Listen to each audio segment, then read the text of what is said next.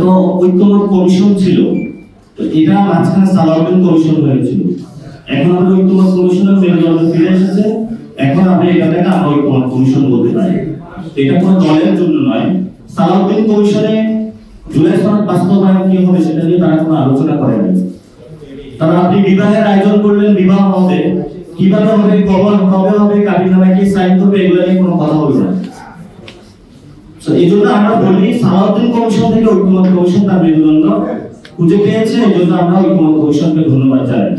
আর আমরা এনসিপির পক্ষ থেকে দাবিগুলো জানাই, ঐক্যমত কমিশন এই যখন সাইন করেছিল পার্লামেন্টের সামনে স্বাক্ষর অনুষ্ঠানের পরে, তারা দীর্ঘদিন ধরে বাংলাদেশের যারা এক্সপার্ট, বিদেশি যারা এক্সপার্ট তাদের সাথে বসেছে, আহত ফ্যামিলির সাথে বসেছে, শহীদ ফ্যামিলির সাথে তারা বসেছে, তাদের থেকে দাবিগুলো এসেছে।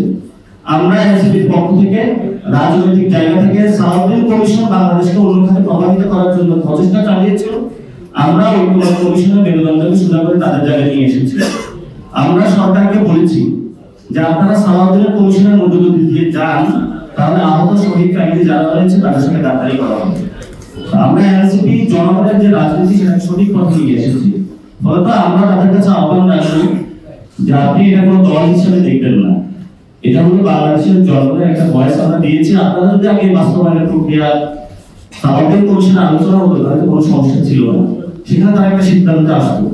আমরা যখন বলেছি যে আমরা এই সিদ্ধান্তটা না দেখে আমরা অন্যভাবে সাইন করতে পারি না, তাহলে ওনারা এটা তো ওনারা ভুল করেছেন যে ওনারা বাস্তবায়ন প্রক্রিয়াটা কেমন হবে সেটা দেখে বিএনপি সাইন করা উচিত ছিল। তো ওনাদের ভুলটা তো আমাদের ঘাড়ে এখন তুলে দেওয়া উচিত না। সে জায়গা থেকে বিএনপির প্রতি আহ্বান থাকবে যে আপনারা নিজেদের ভুল অন্যদের উপরে চাপিয়ে দেওয়ার চেষ্টা করবেন না। আপনি সাইন করে ভুল করেছেন, আপনার দেখা উচিত ছিল যে দিনটা কি হয়। আমরা সেই দাবিগুলো দিয়েছিলাম, আমরা আপনাদের কাছে গিয়েছিলাম। তো এই জন্য যদি দীর্ঘদিনের পুরাতন রাজনীতি দল বলে সব জানতা আপনাদেরকে মনে করুন, মাঝে মধ্যে খেলতে গিয়ে একটু ভুল করে ফেলেন।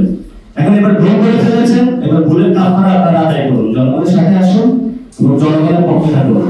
আর এখানে তো রেফারিকে মানে ফাউল করতেছে, মানে রেফারিকে তো দায়িত্ব পালন করতে দিচ্ছে না। ছিল ঐক্যমত কমিশন, বানিয়ে দিচ্ছে সালাউদ্দিন কমিশন।